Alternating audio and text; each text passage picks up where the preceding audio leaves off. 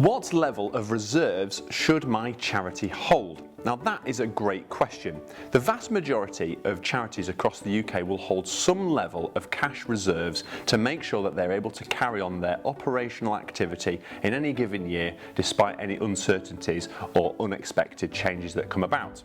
But understanding what level of cash reserves you should hold in your organisation can be a tricky one of getting that balance right. And there are 3 points that I have to help organisations outline what level of cash reserves or charity reserves they should have. The first one is check. Check what your organisation's reserves policy is if you have one.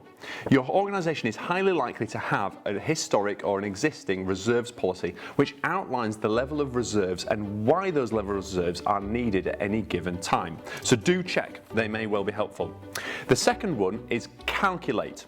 Even if you do have a reserves policy at the moment, it might well be out of date or historic. So I'd highly recommend calculating using some known methodology of understanding how many months worth of expenditure you need to have in your reserves, or having a set level of reserves which you think is appropriate for your organisation may be helpful. So it might just be really helpful to do a recalculation or have some fresh calculations which give you confidence that the cash reserves you're holding are right for your organisation.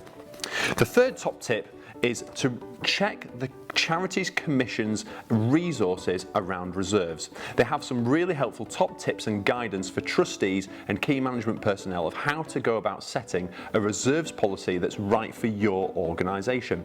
It's a myth that organisations should always have 2 to 3 months of running costs in the reserves or the bank at any given time.